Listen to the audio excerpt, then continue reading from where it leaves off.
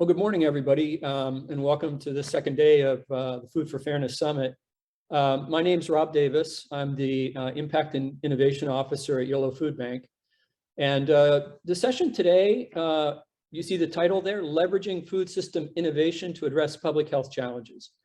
And the words we'll keep coming back to over and over are public health and innovation. We're really excited to have three outstanding speakers.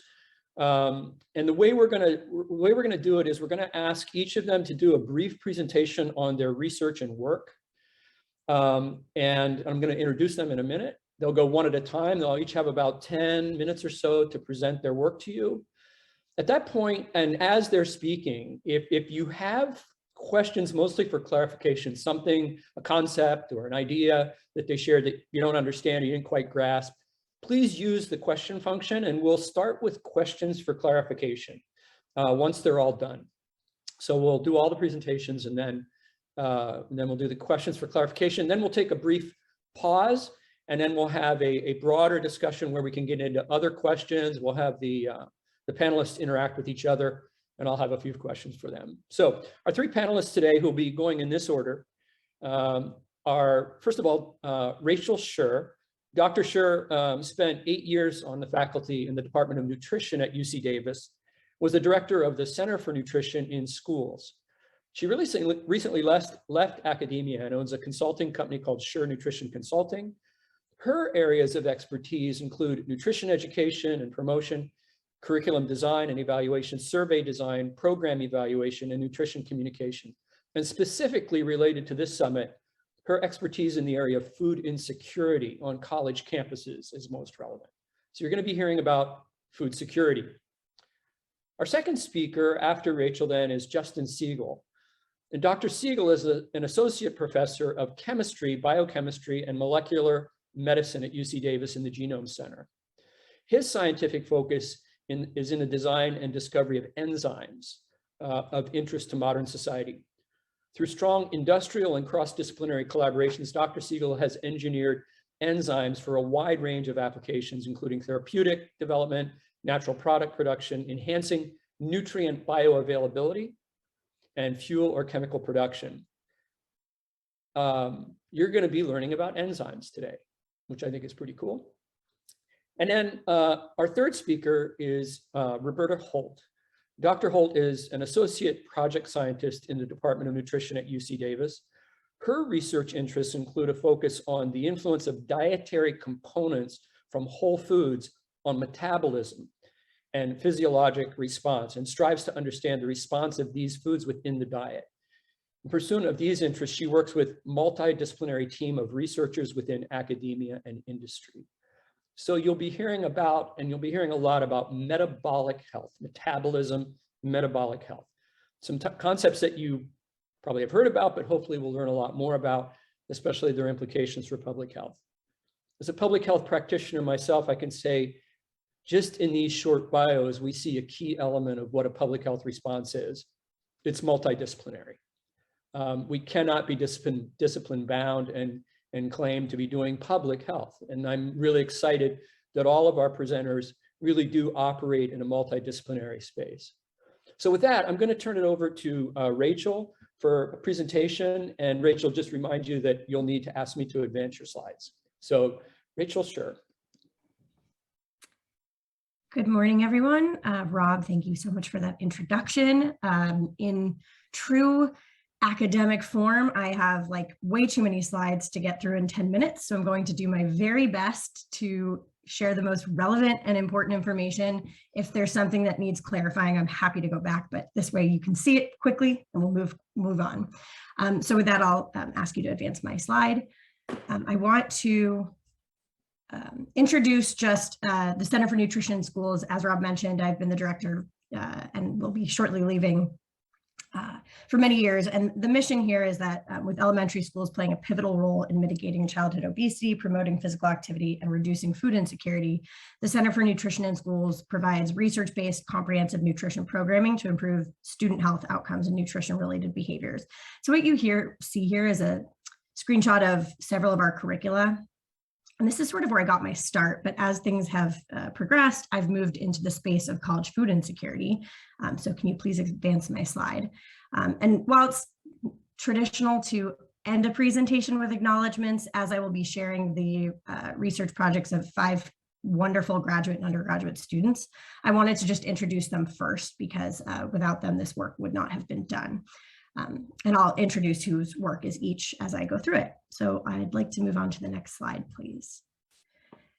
So just some context and background here. Research has demonstrated within the University of California system, but also across the country, that college students experience a really disproportionately high level of food insecurity. So just as an example, you see down here that the food insecurity is about 45% in samples, and that's both at UC and specifically at UC Davis, which is about 4 times higher than the national average. I heard yesterday that you were learning about the Valley Vision report, SAC States research that came out about the Sacramento Valley. It's similarly higher across, the Sacramento area, but it's 4 times higher at the UC. So just something to kind of keep in mind. And at UC Davis specifically, there are multiple food distribution programs, but really over the years, systematic program evaluation had not been a priority. And some of what I'll share with you today is some of that evaluation, and actually I'm just going to move on to the next slide now here. So this here is a directed acyclic graph. It's a tool used in epidemiology to visualize relationships between precipitating factors, confounders, and outcomes. I'm not going to go through all of this today, but I want to share this because it shows directionality, cause, and effect, and it really can show the complexity of the relationships leading to an outcome. And so basic needs insecurities include food insecurity, which I'll be speaking about today, but also housing insecurity and mental health services. So you can see here sort of the cause and effect that we're talking about. And if you could advance to the next slide, please. And here you can see what are some of the, in yellow, the programs that exist on campus to try to mitigate some of these basic needs insecurities, and then some of the outcomes that we may see impacted as a result of this. And so I wanted this to sort of be the opener, because I wanted us all to be thinking about this context as I share what we've done over the last couple of years. So we'll move on to the next slide. So the first study that I'm going to share with you, it's actually 2 studies, and I'm going to breeze through the methods so that I can do this in about 10 minutes. But the goal was to characterize food security in a representative sample of university students, and this was done at UC Davis. We wanted to be able to describe the relationship of food security and academic performance, and then finally to assess food security status, CalFresh or SNAP participation, and student relationship with their knowledge, attitudes, and practices regarding CalFresh usage. So with that, I'll move into the methods. We used a very systematic approach to questionnaire development and distribution. I'm happy to talk more about it later. I do want to call attention to that we used the USDA 10-item adult food security survey module, which is a standard tool that's used across the country. So we'll move on to the next slide. I have no shortage of data to present from this study. We sent this survey to 10,000 students. We had a response rate of about 15%, which is great. I thought that this was sort of a very visual, stark thing to see though. So if you would like to ask questions about other things, I can share them, but you can see on the left here that these are food secure students who scored higher on, or lower on the food security survey module. And on the right are food insecure students. And you can see a stark, significant difference in their GPA. And this is just one representation, but at a university where GPA is a really important outcome, there's a strong connection to food secure status and student success, for lack of a better term. Let's move on to the next slide, please.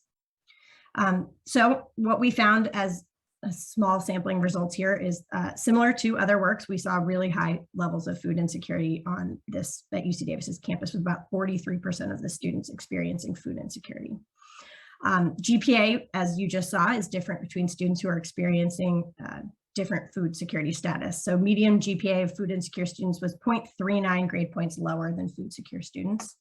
And when we add into that model certain demographic factors, food security alone is associated with a 0.13 decrease in GPA. So it is a big factor. Knowledge about CalFresh was associated with greater odds of participating in the program. And generally, there was a strong or a positive correlation between attitudes and knowledge about CalFresh. So we were curious to know if there was a stigma associated with CalFresh usage, and we did not find that in our sample. So let's move on to the next slide, please. I'm sorry, I forgot to mention that was the work of doctoral candidate Britt Lifborough.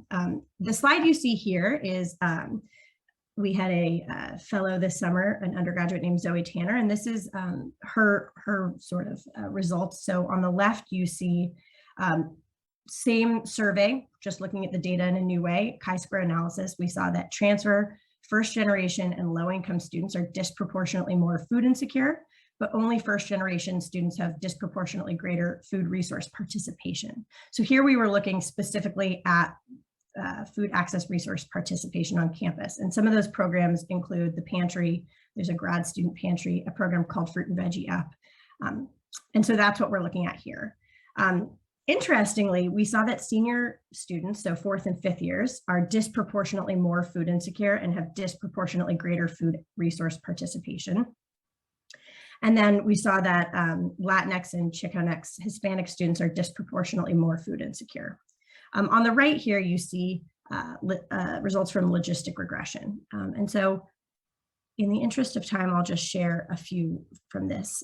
Transfer students are about 84% more likely to be food insecure and 39% less likely to use food resources. I'm realizing now that the timing of this questionnaire is probably a really important piece of information for you to know, as the last 2 years have been slightly atypical on campus. The survey was distributed the winter quarter of 2020. So it was initially distributed in January of 2020, immediately prior to the COVID-19 pandemic. And so these results are reflective of life just before the world had shut down. We do have longitudinal data throughout the pandemic, but what I'm sharing is just this first time point. So as I mentioned, similar to what I just said, freshmen, sophomore, and junior students are each significantly less likely to use, they're significantly less likely to be food insecure, and they're less likely to use food access resources. And food insecure students are 81% more likely to use food access resources, which is what we want to see. So that's what I'll share from this slide. We'll move on to the next study. So this is the work of Emily Sklar, an undergraduate fellow with us. So the objectives of this were to assess food security status classification in a diverse population of college students, and we looked at specific subgroups. We wanted to investigate the decision-making process in regards to answering those USDA food security modules and determine if an individual's perception of their own food security status aligns with the USDA food security survey module classification. So let's move to the next slide. I'll just show you the subgroups that we looked at were first generation students, which are students that their parents did not attend or graduate a university. Non-traditional students, so those who did not immediately graduate high school and enter UC Davis, those using food access resources, those using CalFresh, and graduate students. Next slide, please. So this was a mixed quantitative and qualitative study where we had them complete the USDA module, and then we did interviews with them to talk to them about their responses. Next slide, please. So interestingly, we learned a lot from this, and some of the emerging concepts were, students used resources provided by roommates at times. What we were surprised by is that students tended to agree with their USDA food security classification when asked. So they may not have agreed with it for the exact reasons we would expect, but when we would talk through each of the answers to the questions, they tended to agree. So one of the things we had thought is maybe the reason why we see such disproportionately high rates of food insecurity on college campuses is that the tool is not appropriate for the audience. And in our small sample size, that was not what we had seen. The reason students tended to not use food access resources, though, is that they were afraid that they were taking from others who needed it more than them. So just some interesting emerging data that I can share with you. We'll go to the next slide. And just what you see here is sort of the participant characteristics. And so we had slightly lower prevalence of food insecurity in this sample, and that's about 19%. I will share that these data were collected in the last 6 months or so. And so that is since stimulus checks have gone out. So we have seen that there is an impact to that. And so we are seeing lower levels. This is all anecdotal, by the way, lower levels of food insecurity on campus right now, which is great. But again, just something to know as a limitation to this work. Let's move to the next slide. I hope I'm doing okay on time. I'm really cruising, I feel like. You're about 12 minutes in, Rachel. So oh, shoot. Okay, well, if you'd like, I can save this last study for questions later. that might be good, yeah. Okay, thank you. Did you want to come back? I could give you really quickly the overall conclusions if you'd like. Why don't you go through those really quickly? Will that work? Yeah, sure. That's great. So the final study that I wanted to share was just, we actually looked at the impact of food access resources on some biomarkers for health. And so, oh, that was not, you meant my overall conclusions. Yeah, just kidding. overall conclusions. Yeah. Well, I'm ready. So the issue of food insecurity is complex. Clearly, I can't talk about it in 12 minutes. And there are programs to mitigate the effects of it, but there's more that we need to do. So initial research of UC Davis's food access resource programs on campus seemed to lessen the severity of food insecurity, so from very low to low, and improve measurable outcomes relating to diet quality. And then we'll just go to my last slide. So again, while these programs are critical, how can we make them more effective? That's what we want to know. And my answer, as somebody who's coming from an education background, is that educational resources provided along with monetary or food resources can improve things that are required, like cooking self-efficacy, budgeting, other things. I think the university is an ideal setting for programs like this to start and to be evaluated, but they can be implemented easily in the community if they need to be adapted. And so I think there's a lot of work for us to do. Great, Rachel, thank you so much. And the study she didn't go over is a fascinating one that really looks at health and even biometric outcomes. So we want to probably have time for it, but what I want to say from my perspective at the food bank is this research is really relevant to the community. Understanding the factors that enable people to overcome food insecurity, the combination, it just was really heartening to see the research being done and the implications for what we're doing. Again, if you have questions of clarification related to anything that Rachel said, please put them in the chat. We'll come to them at the end. I'm going to pass it over now to Justin, who's going to talk about his work at the Innovation Institute for Food and Health. So why don't you go ahead, Justin? Thanks, Rob. Yeah, and so I know in the intro we talked about enzyme engineering and discovery, but we'll stay at a pretty high level. But happy to go deep, as deep as anyone wants to go into how enzymes play a role here in our food system. So I'm, as Rob introduced, I'm a professor in chemistry, biochemistry, and molecular medicine. I'm a professor in entrepreneurship at the Graduate School of Management, and here at DIM, I'm representing the Innovation Institute for Food and Health as the faculty director. Next slide.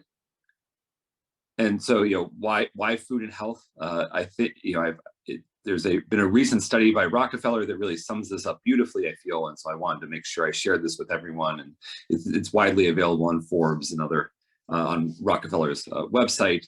While the United States pays about $1 million a year or $1 trillion a year, spends about $1 trillion a year on food, they looked at the actual the impact of the overall cost of food to the United States. This is very specifically a US study. And what was, I think, surprising to a lot of people was that the number one impact beyond and cost of food, beyond just what we pay for it, was not environment or biodiversity or livelihoods or economy, like many where there's been a lot of focus recently, but far and away, the number one cost to the United States is human health. For every dollar we spend on food, we also spend a dollar mitigating the impact, the negative impacts it has on human health. Diabetes, obesity, heart disease, cancer, neurological disorders, autoimmune disorder. I mean, you go on and on and on. All in the end, unfortunately, caused by a large part by the food we eat. So while we are able to have a lot of food in the United States, unfortunately, it's not oftentimes the right food that we need to maintain our metabolic health. And I think I'll leave Bobby to go into metabolic health and what that is in more depth. I'm sure she'll be able to go into it. But this is a huge issue that is, in my opinion, the most pressing issue for not only for humanity, but for the planet as well, because of the environmental resources we spend on making this food that in the end decreases our health and our health span. Next slide. So at the Innovation Institute, what we're trying to do is we're bringing metabolic design to food products and services in order to build a world where the food we eat every day plays a leading role in making metabolic health accessible to everyone. So, the key things here are metabolic design and metabolic health, and trying to define what that means. So next slide.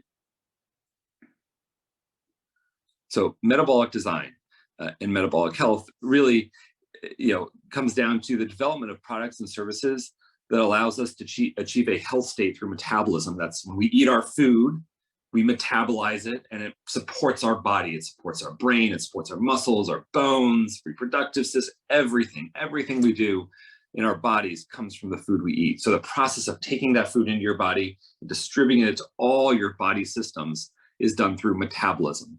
So what we really would like to do is to design foods that make it so you don't have to sacrifice the foods you love and the foods that you've grown up with, but make it so you can eat the foods you love and are culturally identify with and have that visceral connection with, and make it so they achieve the metabolic health outcomes that you deserve and that everyone deserves to live a healthy life.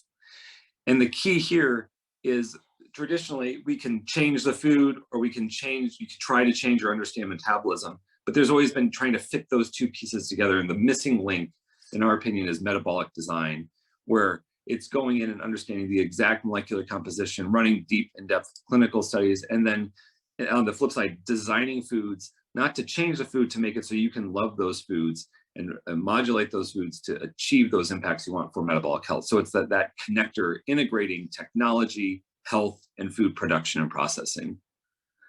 Next slide. This is not necessarily a new concept. I'm sure Bobby will go into very exciting opportunities. So I'm not trying to say this is something we just came up with in any way, shape, or form. This is actually a very, very old concept dating back to the early 1900s when vitamins were discovered, and then through analytical tools. And then fortification became a common practice. And so now on food labels, like I'm showing you two products here, you see very commonly foods that are fortified with extra vitamins and minerals, because we know that if we add those in, it doesn't impact necessarily the taste or format or the way that you want your food, but it delivers you a metabolic health outcome that prevents blindness or rickets or scurvy, etc. And so, this was a critical breakthrough, and it makes it so, over the last generation or so, we've gone to understand that, you need to eat your vitamins, and it's not just you need to eat your vitamins, but we actually have a common understanding of what vitamin A, vitamin C, calcium, iron all are. What's new, and what I get really excited about, and we're really trying to drive the frontier, is in addition to micronutrient fortification, technologies and tools have come into place over the last decade that allow, if you go to the next slide, Rob, understanding the same level at the macronutrient level. If you look at the rest of this food label, you might look at it and say, oh, they both have 20 grams of protein, and it's 40% of my protein per day. But protein isn't protein. We categorize it into one thing, such as protein, because that's all we could measure up till recently. And just in the last 10 years, we've had the tools and technologies to finally understand that protein is actually thousands of proteins. And so I'm showing you here, while these both have 20 grams of protein in it, if you break out and using these new tools and technologies, look at the actual proteins that they're composed of, the product on the left has P-vislin and P-legume and albumin and P54 protein. The product on the right has myosin, myoglobin, and various other, glycerol, beta-enolase, and we can go down that list. Totally different proteins. So that'd be like saying, oh, hey, take your vitamins and all you get is vitamin C and there's no vitamin A. The same thing happens in proteins. Each of these proteins will have a different physiological outcome on your health and your health state. And different people will be able to absorb the different proteins. Different proteins have different bioactive peptides that modulate your body system. And so the first time in history, we can actually see what these are. And just like we did for micronutrient optimization and fortification, now that we can see what these are, we can run clinical studies to start deconvoluting how these different proteins, it's not just protein, but how these thousands of different proteins interact with your body. And then we can do something about it. We can, just like we did with micronutrients, we can modulate which proteins are there at a specific protein level, not the generic category of protein, but do you want myosin? Do you not want myosin? Do you want P-vislin? Do you not want P-vislin? Or maybe you want some kind of combination, and we can start modulating at the molecular level, just like we did with vitamins, the composition of proteins. And this is true for fiber, carbohydrates, fats. The entire top of this nutrition label is categorical, and in the end, it makes up over 90% of the food, right? Almost 99% of the food. And for the first time in history, we can modulate its composition to achieve human health outcomes. Next slide. So we are not doing this alone. Through the Innovation Institute for Food and Health, we're building a highly engaged community of commercial partners and commercial, non-commercial partners and academic partners, a very holistic system.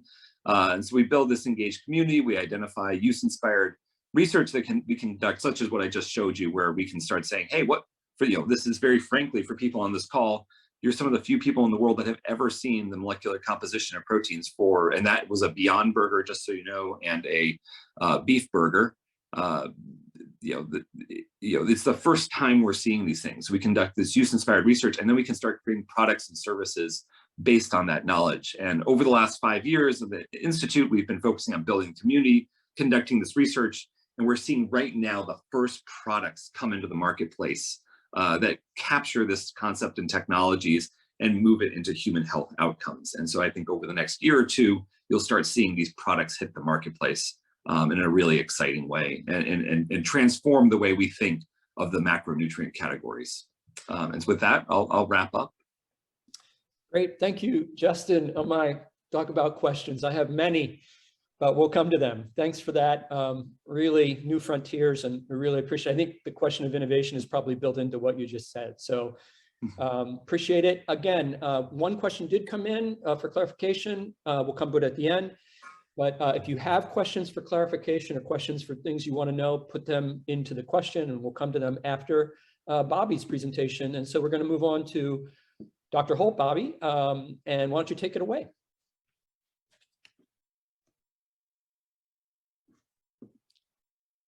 I think you need to unmute yourself, probably. Yeah, I did that.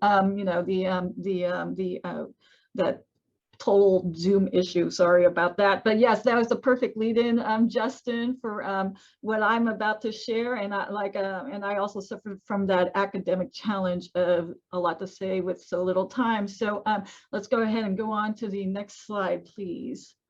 So one of the greatest public health challenges for this country, as just kind of mentioned, is the prevention of chronic disease, such as cardiovascular disease. It is the #1 contributor of mortality in this country.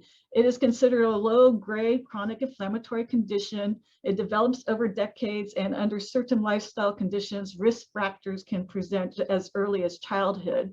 It has been long established that diet is a major lifestyle factor with regards to the prevention or progression of the disease.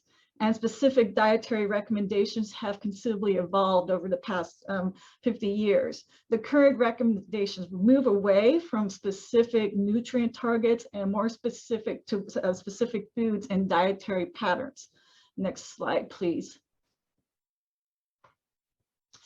However, while we can all agree that diets that are rich in plant foods are associated with an overall positive health status, there is still much to be learned as to what are the specific bioactives, the physiological and metabolic pathways that they may affect, and plus the interactive effects of these bioactives within a food or dietary pattern, and how an individual may respond to these bioactives. Next slide, please. So a number of foods can provide a complex mixture of components that are potentially beneficial to cardiovascular health. Here I presented, just seed components of seeds, such as cacao, the tree nuts, pulses, even coffee, that although they in general may provide fiber, fatty acids, or phytochemicals and micronutrients, each one is unique in that composition. So just like what Justin was explaining about differences in proteins on the micro level, even your tree nuts, such like a walnut is high in omega-3 fatty acids, where almonds are higher in monounsaturated fatty acids. And these may affect different metabolic pathways. Next slide, please. To study this, we use what's known as surrogate markers of health to include measures of vascular function, which I have pictured here.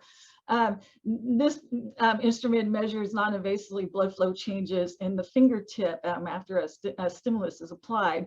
The blood flow is reduced with the presence of certain cardiovascular risk factors, and we observe that the intake of certain dietary components and foods can increase or improve this response. Next slide, please. We can also utilize a number of omics platforms to measure how foods or dietary components affect metabolism, particularly those metabolites that are known to be bioactive. Picture here are bioactive lipid mediators called oxylipins that are produced from polyunsaturated fatty acids that are present in the plasma, your lipoproteins, and adipose tissues, with diet influencing the composition of these various compartments. And these lipids can mediate inflammation and cardiovascular response. Next slide, please. Picture here is an example of results from one of our own dietary intervention trials where we observed an improvement in that vascular response using that instrument I showed you, the PAT, after 4 weeks of about a quarter cup per day of walnut intake. The increase in vascular function was correlated with an increase in the plasma of the specific epoxide. I won't attempt to say the name, which has also been shown to in isolated vessel experiments to increase vascular function. And I apologize, we have a sensor on this light that just keeps shutting off on me. But go ahead and next slide, please.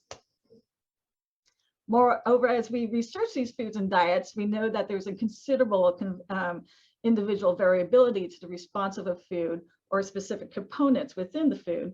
Demonstrated here is how an individual's habitual diet can contribute to this variability. And so in this experiment, we observed that certain individuals had reduced platelet aggregation responses, which is the blood cell responsible for blood clotting, 2 hours after they consumed the phenolic-rich extra virgin olive oil, while others would not respond to the olive oil. We use metabolomics to observe the difference and actually the metabolomic pattern between the responders and the non-responders.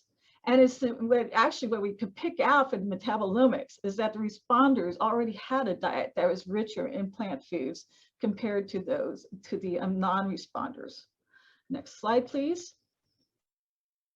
So what I have just described are considered surrogate outcomes of cardiovascular health that are relevant to the development of the disease, but cannot indicate a disease will ultimately be prevented. Ultimately, to determine if a particular food or dietary component is critical for modulating a health outcome, a multi-year clinical trial is needed that actually measures the occurrence of clinical outcomes. For example, myocardial infarction or heart attack, or death from cardiovascular disease. What I show here is the Cosmos trial, which is currently undergoing data analysis. It was initiated after substantial preliminary work with cocoa flavanol intake demonstrated the potential role of dietary flavanols, particularly minus epicatechin on cardiovascular health. These trials provided the necessary supporting data that was essential for the commission of the Cosmos trial, which is a 5-year NIH-sponsored dietary intervention trial, examining the impact of 500 milligrams of daily flavanol intake on clinical outcomes of both cardiovascular disease and cancer. Next slide, please. So while we wait for the analysis, there is additional data on the importance of dietary flavanol intake on disease risk. Measuring dietary intake of any nutrient is notoriously difficult, as researchers need to rely on individual recall, inaccuracies in the description and measurement of food intake and recipes, as well as a lack of food compositional data. So using a biomarker that's specific to epicatechin and catechin metabolism by the gut microbiome, Altavani et al. Was able to demonstrate an association between flavanol intake from dietary records and the microbial-derived flavanol biomarker. Subsequently, they examined the relationship of this biomarker and observed that compared to those with the lowest levels of flavanol intake, those with the highest levels of flavanol intake had a 2 millimeter mercury or lower systolic blood pressure. So these upper levels of flavanol and epicatechin intake are similar to what is currently being provided or was provided in the Cosmos trial. So with regards to future dietary recommendations for flavanol intake, one can then ask, how might one achieve this level of intake? In the EPIC trial here, based on a limited food intake analysis, you can see that chocolate, apples, tea, and red wines and berries were substantial contributors to the flavanol intake. Next slide, please. However, one may also consider flavanol sources from other sources such as agricultural waste streams. I mean, presented here is phenolic and flavanol analysis that was conducted by Selena Wong's group here at Food Science and Technology Department at UCD that demonstrates that Chardonnay marc, which is the skin and seeds from the production of Chardonnay wine, can provide approximately 1.5 milligrams per gram of catechin and epicatechin. Moreover, if one uses an extract of the seeds of the marc, the levels of catechin and epicatechin can be up to 10-fold higher. Next slide, please. So Chardonnay marc has been used by vine in tea, as well as what I have pictured here, vin de bar chocolate, which provides both flavanols from cocoa and Chardonnay marc, along with other marc components such as natural sugars, fiber, and oligosaccharides, which are currently being thought of to be provide as a prebiotic for gut health.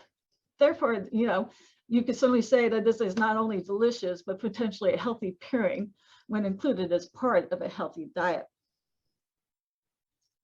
So I say that because as one continues to explore potential uses of this Chardonnay, next slide, please. So as one continues to explore potential uses of this Chardonnay marc product within and incorporate it into the food systems, one might want to consider the potential interactive effects of Chardonnay marc with phenolics, oligosaccharides, fiber, and micronutrients with other dietary components. So here I demonstrate the interactive effects that have been observed from flavanols. So on the right, the panel on the right-hand side, this is the active effects of epicatechin or cocoa flavanols with theobromine, which is the main methylxanthine found in cocoa. And you see the enhancement of the vascular response when these are consumed together. Importantly, theobromine, when provided apart from cocoa flavanols, does not increase vascular function. Also, what is not shown here is that there's also an enhanced absorption of epicatechin as well with theobromine intake, which is in agreement with the literature of the enhanced absorption of a number of pharmaceuticals by the better known methylxanthine caffeine. On the right, I present enhanced vascular response when flavanols are consumed with nitrate. Importantly, nitrate is not present in cocoa, but substantial dietary contributors of nitrate include your green leafy vegetables. demonstrating that one also needs to consider the interactive effects of a food or dietary component within a dietary pattern. Next slide, please. Going to let you know, Bobby, that you're at about 12 minutes. Okay, so I'm going to go ahead, but I'm just going to say, basically also when you're looking at these foods, agricultural practices, geography, and processing can affect their ultimate composition. Next, go ahead and skip a couple of slides, skip slides. So I want to go right into this just really quick, is that one of the, I'd like to end with it. This is a fruit product that was designed by Mars and Tata Trust to be incorporated into a food system to have impact on malnutrition in children of India. The initial product was a snack doll crunchy, designed during a series of meetings that were conducted here on the UC Davis campus. It involved Justin and Rachel were involved as well. And it was researchers from here, Davis, the WHNRC, St. John's Medical College in India, and like I said, Mars and Tata Trust. The product was designed to provide a vegetable source of protein that was sustainable and micronutrients. It also needed to be locally sourced, affordable, and scalable. And it had to be culturally appropriate to appeal to the savory taste and the vegetarian preference of Indian children. Now, I'll end there for 12 minutes, but we did conduct dietary intervention trials here in both India and Davis, and we saw improvements in the number of, we saw impacts on growth and important metabolic changes and reductions of micronutrient deficiencies in the children of India. And here in California, we saw improvements in both vascular health or markers of vascular health in children of California. I'll end there. Well, thank you very much. So again, if anybody listening in or watching has questions for clarification, please put them in. We do have 2 questions. I'll just make an observation on the very last thing. You know, it's interesting to me that Justin's slide talked about, or Justin's presentation really talked about, chronic disease, the way that food is making us unhealthy. Bobby continued that, but then ends with an example of low nutrition parts of the world. So as a public health challenge, what I'm seeing is that you as presenters are dealing both with food as a, shall I say, overconsumption or consumption of foods that are not healthy, and then also the other end of the spectrum, which still exists in the world, of children who lack access to basic nutrition. And that circles us back to Rachel as well, because if university students are food insecure, we know what they're doing, and it came through in the diagram that Rachel showed, is they're substituting lower quality food, they're skipping food, and it's having an impact on their health. So when we talk about food and its cost, we can see globally that really we're at both ends of the spectrum: insufficient intake and far too sufficient or over consumption of certain products that on the other end of the scale are bad for our health. That is public health. That's our global public health challenge, I think, when it relates to food and food intake.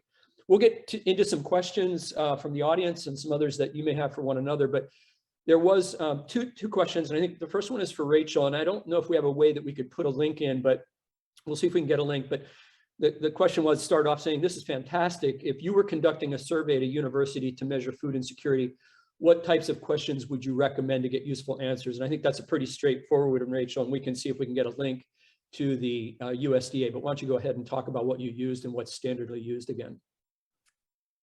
That's a great question. So the questionnaire, or the module we used, is the Adult Food Security Survey module. And there are different versions. There's a 6-item, a 10-item, and an 18-item. There might be more actually, but we use the 10-item, which is pretty standardly used across the country.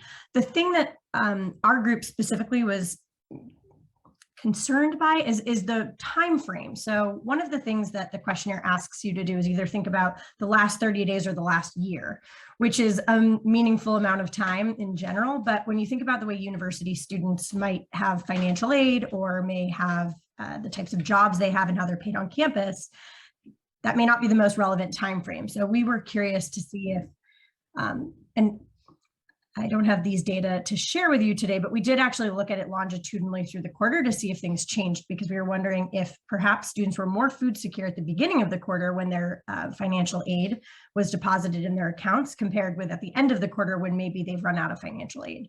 And how does that overlay with the stressors of the quarter? So, midterms and finals.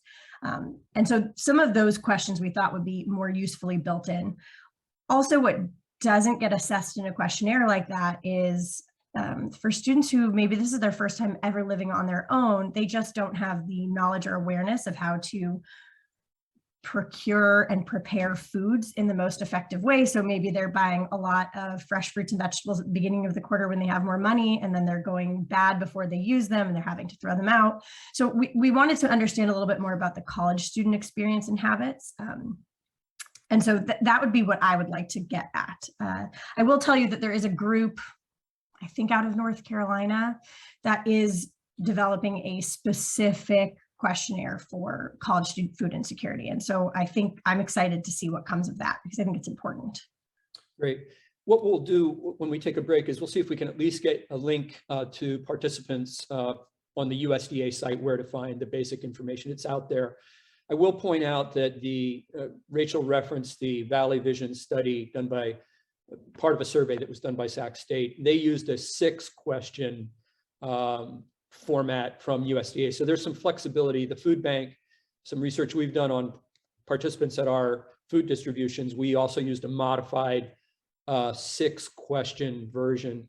So there are different versions. There's even a 2-question screening version for clinical settings to assess food security. So we'll see if we can get a link to you so you can see that. And then there was a question for Justin.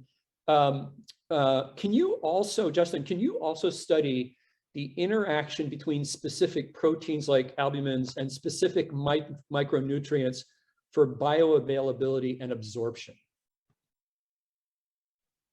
Yeah, I mean, absolutely. That's the answer is yes. In short, it depends on the size of this, there's study size design and composition design, but I think the key thing to get across is we've been really stuck in the food world because until you have molecular compositions of food, it's really, really, really hard to look at those specific types of outcomes.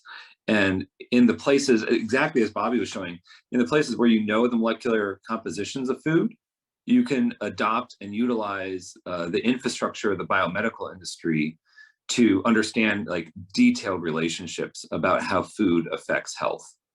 And so the real breakthrough has been the ability not only to understand and see those molecular compositions, but be able to change them at will. So dial them up and dial them down so you can do the control studies to understand if you remove that specific component, what happens. And so we're in my opinion, in a golden age of the world of food, because up till today, we've been able to do those types of studies for about 1% of the food we eat. But if you look at not 1% of the overall, but like any food you eat, about 1% of the content of that food we can control and manipulate and identify at the level that we need to understand biomedical mechanisms.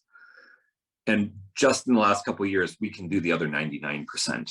So I think you're going to see a gold rush of opportunities in this area, just like we did when we understood vitamins. Great. All right. Well, those are the 2 questions we had for clarification at this point. What I'm going to propose now, we've been at it for a little over an hour, about an hour. I'm going to take about a 5-minute break. We can go on until 11.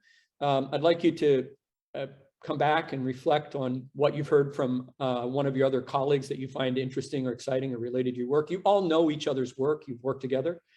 I'd like to hear a little bit about that. And then we'll take any other questions that come up. So what we're going to do is we're going to shut down for about 5 minutes. We'll see if we can get that USDA link for the food security scale questionnaire, and we'll come back in 5 minutes. Great. Well, welcome back, and thanks for your participation so far. We have gone ahead and put in the participants window there a link to a USDA site that responds, and thanks, Rachel, for that, that responds to the question of, what survey instruments or what questions do you ask college students, or for that matter, anybody, to get at food security issues. So that link should get you to the tools, and they're widely used weekly, actually, in the United States to assess food insecurity. As we come back together, I want to put a question to each of you, just so we can put a real fine point on it, since the title of our session is Addressing Public Health Challenges. If you were to say in one sentence or two sentences, okay, I'll give you three. What is the public health challenge that you are focusing on in your work? If you were to summarize it, and maybe there's more than one. I'm not going to point you out. Someone just volunteer and go first. What is the public health challenge that you're working on?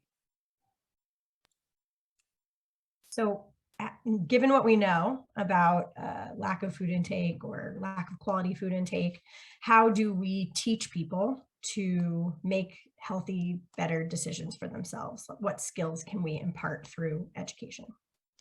Okay. And part of understanding the challenges that they're facing to both obtain food and then what to do most effectively with it. Great, Justin, go ahead. Sure. I mean, real simply, we are working to create foods where people don't have to choose between something that's helping and something they love. They can have both. Okay. Eat your cake, have your cake and eat it too, I think. Right. Yeah, good. Along with what I showed you, potentially your chocolate, but yeah, or and your chocolate. So, yeah. So, but yes, for me, it'd be, understanding more about dietary components and how they interact in the diet in order to refine dietary recommendations. So also we can make some of these interesting food products that would be impactful on both health and be sustainable towards the environment. Okay, good. So I just want to encourage folks who are watching, if you have some questions about what you heard in any of the presentations that you want to engage, something that maybe you still don't understand or something you'd like to challenge one of the speakers on, please go ahead and make sure you put your questions in the chat, and we'll relay them on. I would like at this point, if each of you would, what's something you heard? Again, you've been interacting with each other for a while, but what's something you heard in one of the other presentations that either you found professionally interesting, or that really you feel really connects to the work that you're doing? So something you heard from one of your other colleagues, and knowing that you've been interacting with each other for some time. Well, I'll start. I think it's so exciting, the work that Bobby presented, particularly, and the work everyone presents is exciting. Start there, but what Bobby was presenting on looking at what is traditionally looked at as waste resources and how we can extract and utilize value-added ingredients, like from the Chardonnay mark, for example, to create nutritional outcomes is incredibly exciting. I think the challenges that we face in the world from both a human health and planetary health perspective, the answer going traditionally over the last 100 years has been, how do we produce more food? And I think the answer, we can't keep doing that. We've run out of land. We've we've wreaked havoc on our soils and our environment producing that food. And clearly, even the food that we produce by producing more food doesn't achieve, it's fixed some health outcomes, but not all of them. It's created new ones. And so I think the answer going forward is, how do we create better food with less? Like, how do we do more with less? And so it's not like, the common thought of, oh, the population's doubling, we need to figure out how to double our food. It should be like, oh, the population's doubling, how do we feed twice as many people with half the amount of food and achieve better outcomes than we had before? So things like what Bobby was showing, I think, are exactly on that path of, these are things we were normally throwing away and burning that could improve health outcomes and make it so maybe you need, 10 grams of protein instead of 15 grams of protein in a meal, or maybe you improve the bioavailability of certain nutrients so you don't need as many of the vitamins or minerals, or enhance the functionality of certain fibers so you don't need as many fibers. So making those links and thinking about how to do more with less is going to be absolutely critical. So I'm just super excited about that. Great. That's great. Thank you. Either the other two, Bobby or Rachel, what something you heard, you saw? I was just going off of what Justin also presented too. That's an exciting field, is understanding how protein and different types of protein function in the body is, I think, key. That it's kind of one of those, it hasn't been looked at in depth. We know a little bit, but moving research towards that would be key, particularly when we move towards more plant-based sources. Is how do we balance the different, they all contribute a unique amino acid profile, and other also components within those proteins, and sometimes they may get purified, and some of those key components also may be removed. So it's just understanding a little bit about these foods and how they respond in the body would be particularly impactful towards health. Rachel, do you have any thoughts? So many, all the time. Specific to this though, I love what Bobby and Justin shared, and I've respected both of their work for such a long time. I think the idea of sort of taking some of that guesswork out of the foods that we're eating, so making use of products that we haven't used before, and then making what we've eaten for many years, like a burger, all of a sudden a plant-based burger that's healthy. So you don't have to think, oh, can I have a burger and be healthy, right? I love that idea of taking the guesswork out of it. But I will just keep going back to bringing it to the, concept of food and nutrition literacy, and how do we incorporate an understanding of how what you're doing is participating in that, if that's making sense. So, eating a plant-based burger is great. Do you know why you're doing it? Do you know how that impacts your health, how it impacts the environment? So I think that, the three of us, working together can get us to that point. Yeah, it strikes me, when you all talk about, or when you just said taking the guesswork out, making our foods healthy so that, we want people to understand all the things you said, but also taking the guesswork out. I think of, sort of a quintessential public health intervention is one that doesn't require me to take many individual personal steps to achieve an outcome. Wastewater treatment is always the perfect example. We don't have to think about where our water and wastewater is coming. Those are public health interventions where the technology itself enables us to do things, protect ourselves without having to think about each step in the process. And what I'm hearing, at least from Justin and I think from Bobby, is saying, we want to have products that people can trust as healthy. And there's a question that comes to my mind in that, and there's some in the comment, but I think, Rob, there's an important, sorry to interrupt, but I think just to clarify more, it's not only understand, but where they don't have to sacrifice. I'll give an example of a friend and a colleague. Her father is a Mexican American, grew up on traditional Mexican food his entire life. There's a connection to that food, right? There's memories, there's feelings and emotions all connected to that cuisine. Unfortunately, he now has diabetes, and he went to his doctor, and his doctor said, well, you should stop eating tortillas. And that's not, we can understand what, that his doctor's probably right, but that's not the right solution. Is don't eat your tortillas. The right solution is, let's figure out how to make a tortilla that you can love and eat and have those health outcomes. So I just want to, I think one of the things that's really important that's often overlooked in the human health is the cultural identity and the connection we have to our food. Mm-hmm. If we have to sacrifice that for health outcomes, it'll never happen. And so it's you got to do both. So maybe a question that comes is, if we can do these things with our food, which maybe it's only too new, but why do we have so much food, processed foods in particular, that do not promote health in that way? can you help us understand that? What is this? Is the technologies that you're talking about, the understandings you're talking about, so new that they haven't begun to be used by by the food system? Why do we have so much bad food that you talked about at the beginning, Justin?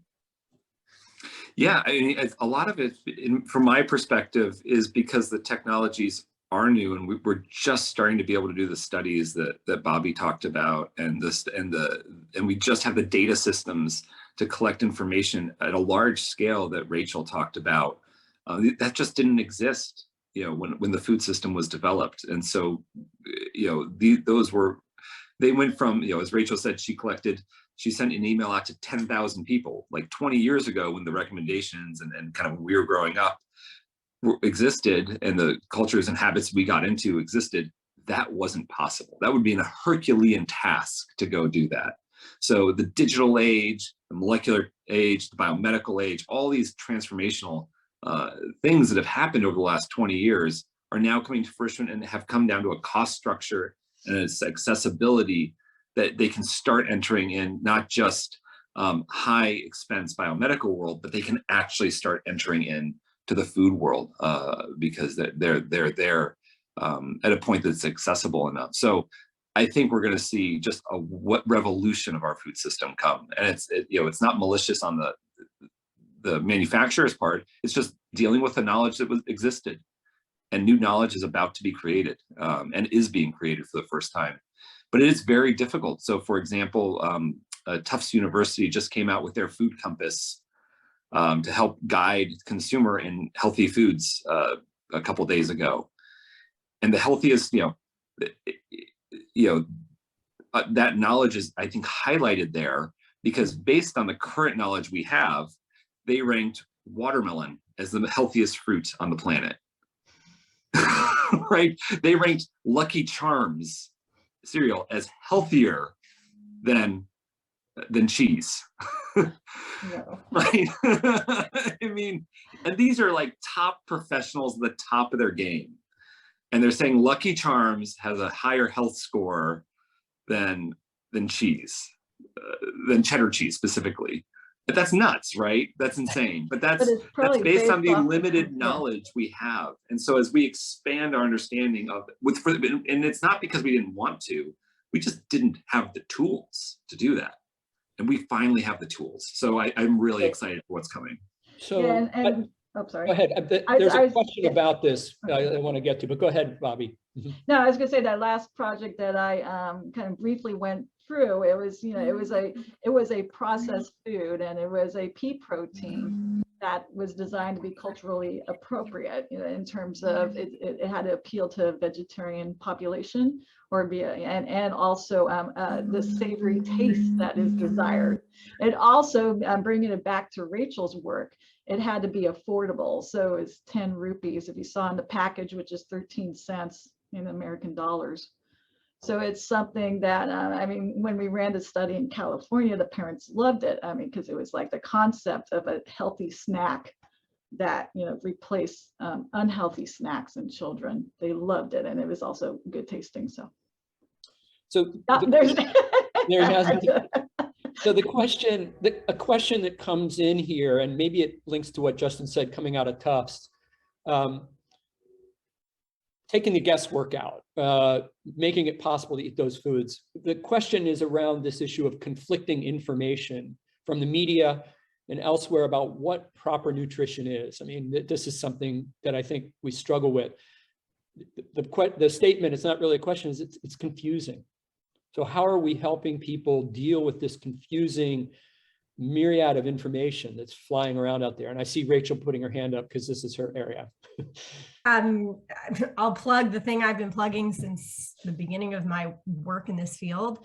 We need to educate people at a much younger age and teach them about food and nutrition and health, and not have it be some extra thing. Currently, it's some extra thing. It's not required and mandated in the way that it should be, because that would, if you just had a deeper understanding of this from a younger age, I think you would be able to make some decisions, and it would feel less like you're getting bombarded with conflicting information daily. And, Again, I specialize in nutrition education, so that's always going to be my answer, but I think it's severely lacking. I think we could do better there. I'll jump in. While I totally agree, I think it was a problem of, let's go back and look at vitamins. Like, my kids, 5 years old and 7 years old, my guess most kids, know that they should eat their vitamins, right? And that it's important to have vitamin C and vitamin A and iron. That's something that we have educated the world starting at a young age very successfully. So I think going back to Rachel's comment, that's a clear sign of success. Like, that's something that we've done effectively. And the reason we have all these, what we've struggled with though is nobody actually knows what's healthy for the other 99% of that food. We have bulk categorizations, but it's been incredibly difficult to get personal because we don't have that resolution that we needed. And so what I think is going to happen, this is where we're driving towards, is the educate. Rachel's 100% right.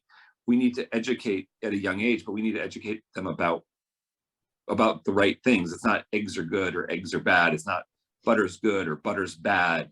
It's okay. What is the components that we care about? Like, what's the equivalent to the vitamin A? Like, are there specific fats that you want to look out for? Or if you live a certain lifestyle, you want to make sure there's certain proteins or peptides that you eat. It's being able to communicate that where it's not in a precise way that's actionable, as opposed to kind of a bulk categorical approach. And so we just haven't had the knowledge to educate around. And that's where I keep going back to, we just didn't know. And now we're finding out. Justin, that makes me think of a question though. So I appreciate what you're saying. I totally agree. But how do you communicate that to the masses, right? So people eat foods, people eat a diet, they eat dietary patterns. How do you tell them you need to eat this peptide and have that mean something to them? That is the $1 trillion question. I think whoever figures that out is going to be quite wealthy. I think that is, so it's not only developing that knowledge, but how do you communicate that in an effective manner? And I just go back to the vitamins, because we figured that out. We do communicate that in a fairly effective manner. And there's going to be a whole new generation there. Unfortunately, it's much more complex than vitamins and minerals, so it's not going to be quite as simple.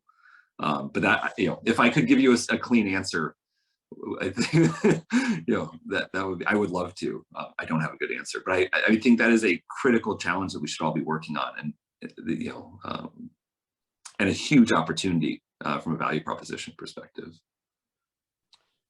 I want to stick on that for a minute. I mean, I struggle with the same question Rachel's asking. I mean, we've been through a year and a half of COVID where the amount of really solid scientific information is readily available to the masses. I mean, in pretty bite-sized chunks. And yet we still have 35% of people in this country who are refusing to be vaccinated. So as someone who's worked in public health, education, health education, it's been daunting, because we're not just talking about appropriate information. All sorts of people will play off that information about peptides to sell a product that may not be healthy. So, I don't think the challenge is going to be, it's going to be tough. So there's more questions I coming. 100% agree. That's why I'm not giving you like, oh, here's how you do it. I don't know. I don't know how it's going to be done. The only thing I'm really happy about is that I know I can eat chocolate and red wine now. So that is what I took away from Bobby. Okay, let's go to some questions here. So this goes back a little bit to what you were saying at earlier, Justin. The problem I see with, and this is how this person is understanding, the problem I see with extracted ingredients and adding them back to a finished product is that we cannot control the products that it is prepared with. And I think that gets to the whole idea of, okay, so we're making new, healthier products, but how are they part of a dietary mix, a food mix, not just diet, but the way we eat, and comes into the cultural issues that you brought up, Justin. Do any of you have any thoughts about that? So we're making better products, but we don't control how people are including them in the food that they eat. I guess I'm a little confused. I guess, I think there is a lot of advice and guidance, and as well as packaged products and consumer goods that do control that. But it goes back to the tools we've had traditionally to control that. We can go with an analogy like, imagine if you're a surgeon and someone gives you a butter knife and a hammer, and they say, all right, go do surgery, go do some, open heart surgery. These are your tools. It would probably be pretty messy, and the patient probably wouldn't survive, right? It's not gonna work well than if you have, all the proper tools that you need. And so it's not only, it's about understanding and creating the tools needed to actually do the extraction and reintegration in a way that doesn't destroy everything else, or doing it in a way that we actually understand the process of everything that's happening in the system, and we can do it in a precise way. I think the key thing is precision. It's moving away from bulk categorizations and really understanding that we're doing things not blindly and crudely, but in a very, it's exactly how the biomedical world does it, in a precise manner, saying, okay, how much of this drug you need. Well, okay, and eat it or don't eat it with these specific items. It goes back to that type of framework. And we just never had the tools to do that in the food system. We just haven't had them in the food system. And we do now. And I think also it depends on what your definition of extraction is. And that's, I would agree with that. Sometimes nutrients in isolation, apart from the rest of the diet or the other dietary components that they may interact with, and that's what I was trying to get at, may not be as effective as then within those interactive components that are key. So it's going back to the cocoflavanols, we could definitely see that there is some enhancement with theobromine. That's present in the cocoflavanols. Then you also have, with other dietary factors such as nitrate. Going to that Chardonnay mark, there's a lot we don't know yet, and we're about to study that, because along with the flavanols or fiber and oligosaccharides, that the mark, it's still a food, it's just ground up grape skins and seeds. So it's still a complex food that can be incorporated into the diet. So we have some more fundamental questions here. So when you're using health, what's the definition that you're using when you're using health in relation to food? What's really back in the back of your mind that you're trying to achieve? I can, my outcome is it's categorical. A health outcome for my mom, for example, is she's trying, she had breast cancer, for example, and has is brittle bones, and so health for her is the ability to maintain is longevity and the ability to play with her grandkids, which means that she needs to focus on her bone health and cancer remission, and muscle status. Those are like the major things. She's not dealing with depression, for example. She's not dealing with sight issues or migraines. She's not dealing with other, she's not aiming to be a star athlete. So I think it depends on what that personal outcome is that person is looking for. And that's the health outcome that they're looking, that is defined. There's not a single health. It's what would that person like to do? And then how do we help them achieve that? Sure. Yeah, I love you putting that in the perspective of functional health outcomes, right? So like, personal goals. And then of course, there are certain things that I think Bobby could speak to, like cardiovascular disease outcomes are part of health. And, but yes, how does a person want to live their life with respect to these biochemical, biomarker, things that we can measure? Sometimes I think we forget to measure the things Justin was just mentioning, like what are your personal health outcomes? I want to be able to run a half marathon, or I want to be able to play with my grandkids. Great. Really helpful. So it just reminds me of an old slide, Rachel, that, Professor Keene here, whose office I happen to be sitting in, used to have, is what is optimal health? And it's exactly what Justin said. If you want to run the marathon, you want better brain health, is risk to, disease risk reduction is what you define it as. We have outcomes that we can measure for each of those, but it's, you may want a particular diet that achieves that. Yeah. So some more questions here, and some of these are circling back to some comments that you've already made, but we can continue into them. So one is, and this is more on the, I think, Rachel, to your point about educating kids, big challenge in health nutrition is how we are feeding our kids at schools through national programs. This person's suggesting that the food we're giving them may even contradict what we're telling them about healthy food. I think this is such an interesting comment. It comes up, I would say, 9 out of 10 times I'm asked to be on a panel and speak about something like this comes up. I think it's a valuable point because the foods that are served at schools, I apologize, there's a street sweeper coming by. The foods that are served at schools are healthy, period, right? They meet X, Y, and Z criteria for health. However, sometimes they are packaged as pizza or chicken nuggets or burritos. And so then when the kid comes home and says, I love pizza, let's have pizza, the food that there is maybe getting at home is not the same healthy pizza. So, you know, I see the challenge that is arising, but school lunch programs have to sell meals, so they have to sell foods that kids like, but they do meet health criteria. So it is this, it's a difficult situation, right? How do you manage selling food that kids like that meets health criteria that doesn't teach them that then they like these unhealthy foods? I think that's the issue, right? But the foods are healthy. I will defend them.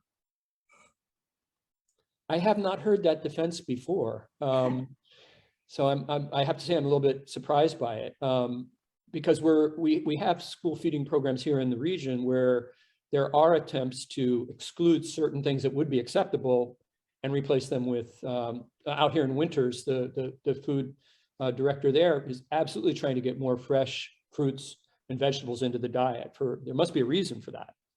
Oh, there are schools doing such amazing programs.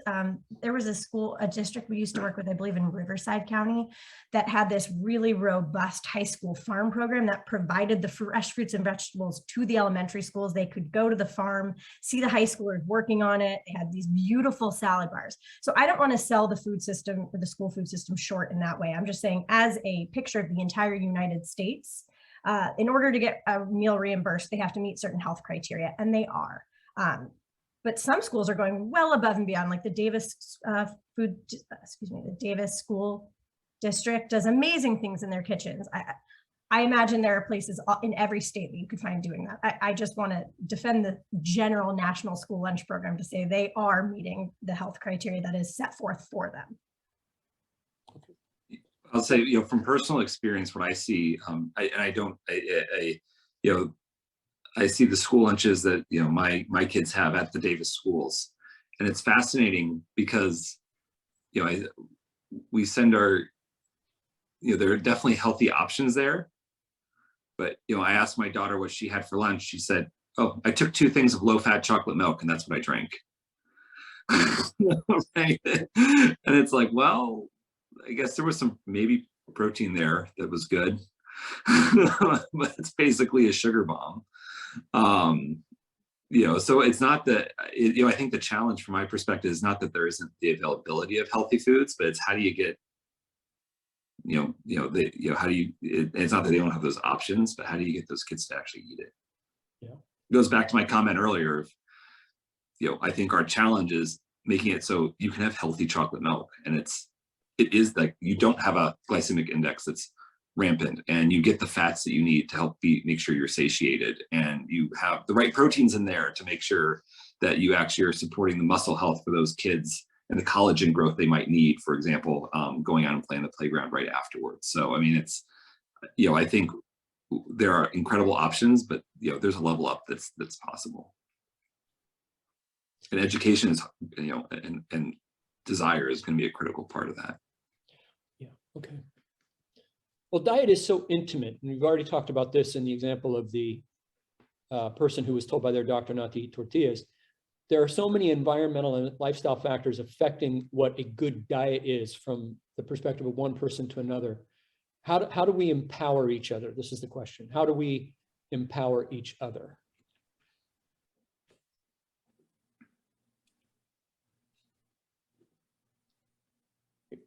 Rachel, looks like you're getting ready to say something. I'm just thinking that's a really that's a big question. It's a huge question. Diet is really intimate. Justin gave a perfect example of how you can make recommendations for health, but if they're not in line with somebody's personal attachment to food, everyone eats, everyone's an expert in their own diet. And so telling somebody you can't eat this food that has deep meaning to you, well, that's just, that's, then you're not going to, they're not going to listen to anything you say. So I don't have an answer, basically. Well, no, I mean, but it's important to I think all of us working in this field, it's important to recognize the deep personal decisions. And Justin said it really well. They're cultural factors, they're family factors, they're the way we were brought up. So you can't take them out of the equation when you're encouraging people to take behaviors. But I see that one thing that Rob, I'll just one thing I've seen. Just it seems we've lost Bobby. I don't know what happened. But we'll continue on for a few more minutes. So go ahead, Justin. Sorry. So I totally agree with Rachel. It's super tough. It's a similar question. How do we educate? These are and about the new tech, the new products and super tough. I don't think there's a good answer. One thing I've seen that I'm excited about, and I'm not going to say that's like the answer, because it's totally not accessible yet. But I think there's a path to accessibility, and I don't happen to have it things like continuous glucose monitors. I don't have mine on today, but it's a patch you can just put on the back of your arm, for example, and gives you real-time data on your on your sugar levels in your blood. And so you can see that if you eat grapes, for example, it's a massive spike, and if you eat grapes and a burger, maybe it's not as big, for example, that it curbs that spike. Or if you go on a walk if you eat and then go on a walk, you can actually get real-time feedback on your health status on a specific biological outcome. But the supporting each other comes from what some of these companies are doing in there. It's not about that measurement, but they score it and they create a game out of it. And then you can share and compete with that score with your friends. And so it's similar to like the Apple Watch, where you see groups seeing who can do more steps in a day, who can, and you have you create into a social structure that supports that kind of healthy activity. And so I think the key is getting those real-time measurements incorporated, whether it's steps on an Apple Watch or your continuous glucose or your heart rate or different metrics that we can take that are direct readouts of health outcomes, and socialize it into that we are competitive beings, turning it into a fun game that we can play with each other and friends. And the real ultimate potential incentivization factor is financial. If that turns into some kind of compensation of, oh wow, I mean, we see in auto insurance, if you have a safe driving record, they give you discounts, and as soon as you get in an accident, man, that premium goes up. You can imagine the same thing. It's like, okay, well, if your insurance or some kind of benefactor gives you massive discounts or sends you checks, for example, if you hit certain metrics, that's hugely incentivizing to the community to achieve those metrics. So I think that something along those lines, but getting that accessible is going to be the challenge, I think. Yeah, I really appreciate it. I know this gamification, if you will, is getting more traction in public health, just in terms of the social aspect of it, the ability to use data in real time to make decisions. So I think it's an interesting area. And, there are even low-tech ways. I can remember one of my first public health projects was a vitamin A project in West Africa. Vitamin A deficiency was a huge problem. And we did fun things like, well, we used music and social media, or not social media, but multimedia at that time. But we also had little fun games like, how many different vegetables can you put into your couscous and see what your kids think of it? Because there was this belief that kids were never going to eat this.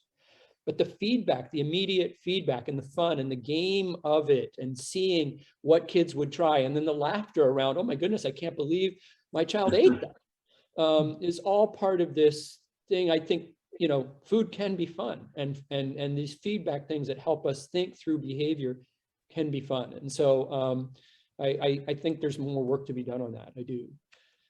we're about 10 minutes from being done, and I think we've dealt with most of the questions. I'd like to give each of you just a real quick opportunity. Anything you want to say in terms of wrapping up, and I'll make a final comment or two. Something that you wish you had said during your presentation, or that you want to make sure people leave this session with, based on where you're sitting with this, with the issue of innovation, food innovation for public health impacts. I'll give you just a second to think about that, but if someone wants to jump in, that'd be great.